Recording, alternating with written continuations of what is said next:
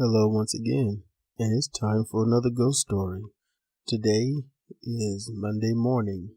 It is October 30th, 2017. This story takes place in the year of 1992. Spring break. I was 16, and it was daytime.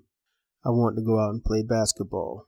So, had on my sweat shorts and shirt, basketball shoes, Patrick Ewing's, I think. Yeah, the green ones. They were comfortable. They were feli. They were high top. So yes, wanted them. Didn't care for Patrick Ewing, but I digress. It was light outside, partly cloudy here and there, and my four at the time friends were not around, but I really wanted to test out this new basketball I got. The first one I ever owned, really. So, brand new, as far as I could tell, hadn't touched anything. Hadn't even let it touch my floor. It just rested on my bed, and then it rested in my chair. So, hey, let's take it out to this red dirt basketball court with the gold slathered on a damn tree. So, I leave my room, which is not the same as before. This time my room is blue.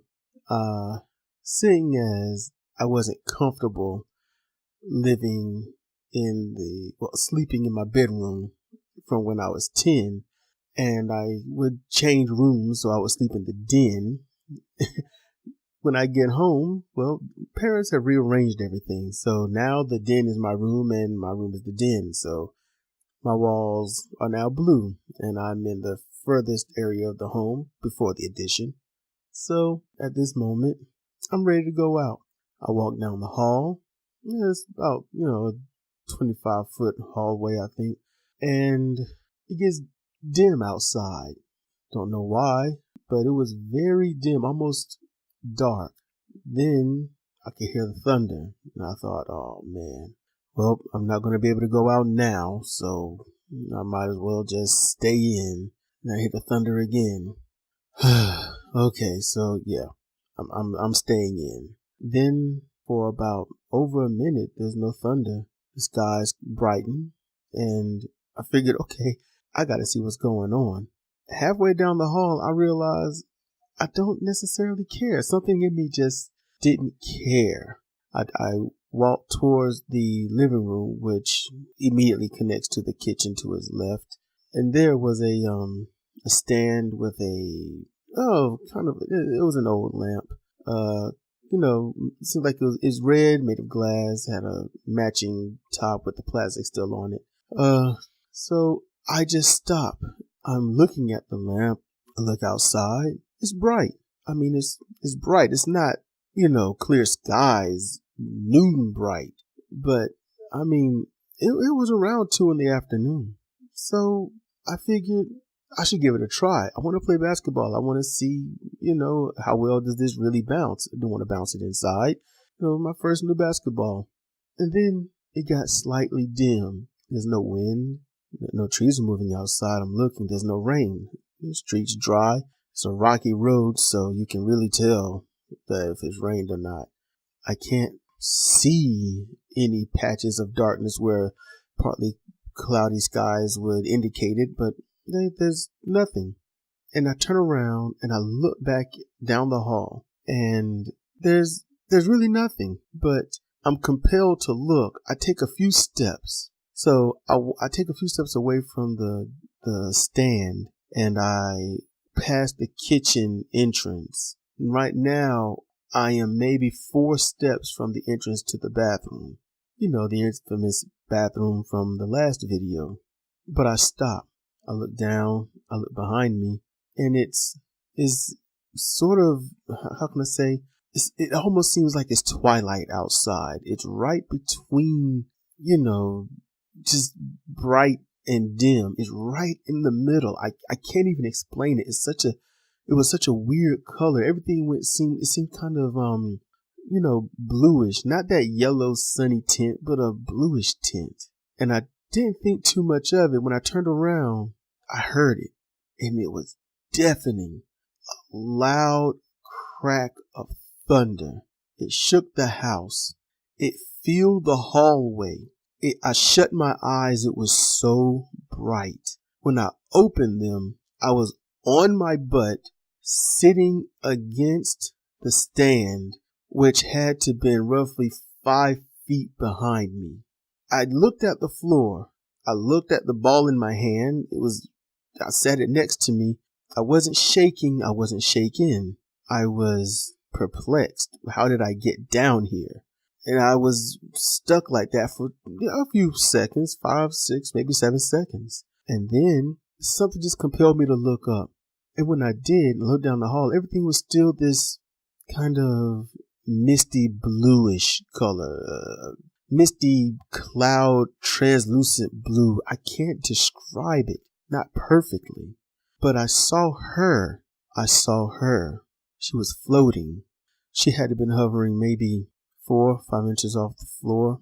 She was right in front of my bedroom door. I couldn't see past her. Normally past my room and my parents' room is what would become the entrance to the addition of the home. There was a kerosene heater there, and there's a whole bunch of boxes stacked up on either side just behind it with a few Afghans and comforters on it, and then right behind it was some kind of I can't remember what they had a name for it, but it was a wooden kind of storage thing. It wasn't an armory, it wasn't chest or anything. It was stand up, but she was in front of the kerosene heater. She was in front of my room door. She was a translucent neon cyan blue female in a dress. The dress was waving in the wind that was not in the home. The light filled her section and a little bit down the hall. It seemed to get a little dark as it approached me and my feet, but she didn't move. She stayed there. All I had was a side profile of her. I'm sort of remembering it more vividly now as I'm bringing it up because I don't talk about this that often. And I can recall a short collar on her. She had sleeves, but I couldn't tell if sleeves, but you couldn't tell that there were arms under it. There were no impressions, nothing like that. It was all roughly the same color with various shades of a darker or brighter neon cyan. Her dress flowed behind her. The sleeves didn't move. Collar didn't move. Her hair was done in a bun at the very top. Her face, indistinguishable. There was nothing there. It was just a blue slate area. I couldn't discern eyes, nose, lips, chin, but her head was facing forward. Her arms were elevated, about chest high, sticking out. I could see that she had some form of hands, but they weren't, clutching, or they weren't in a fist. They were just sort of no fingers, but I could tell they weren't a fist, and I could tell they weren't out straight, and it was odd. Her dress had, at the midsection, something wrapped around it. It was more of a whitish cyan. I could not see if it was tied around in the back or not. Not at all. But there was something there. Along her dress, going with it, were violet streaks, kind of like thin feeders, step feeders from a lightning bolt. They were violet. There was a couple of yellow ones at the top of her head, sort of like where would a bobby pin would be, or a hairpin. But the violets those streaks were here and there along the bottom parts of her dress. Sometimes they shot up towards her hip. Sometimes they went from her hip and shot down, but they never went towards the floor. They would stop right at the end of the dress, 4 to 5 inches above the floor.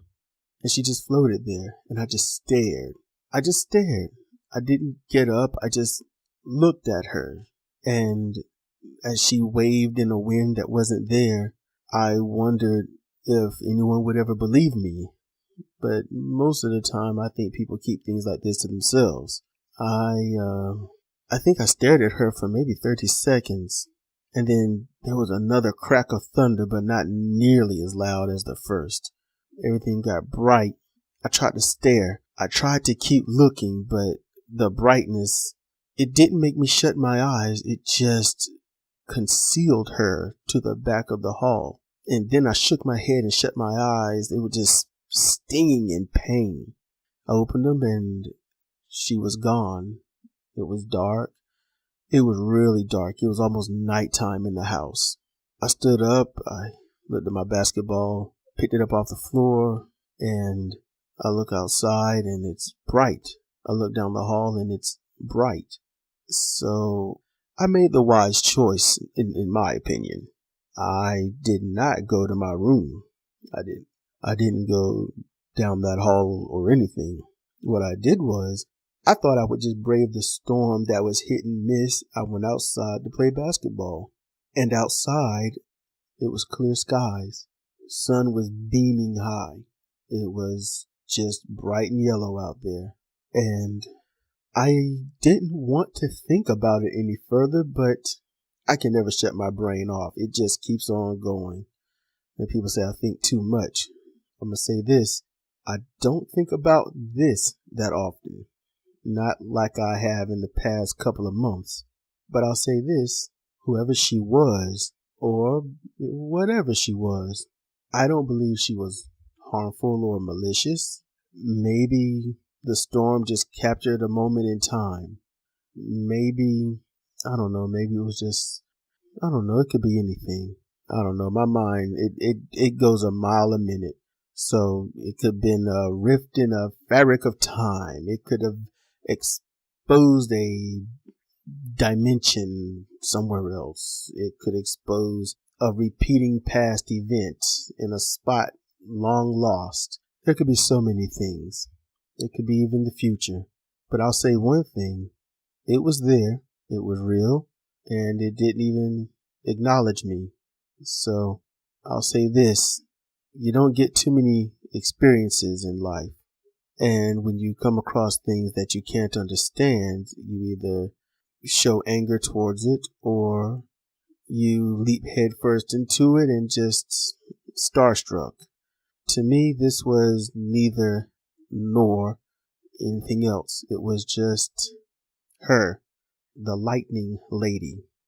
And I hope that wherever she is, whatever she's doing, I hope that it's something positive, and I hope that she's found her peace or is at peace.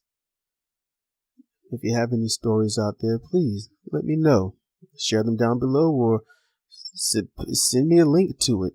I'm willing to listen.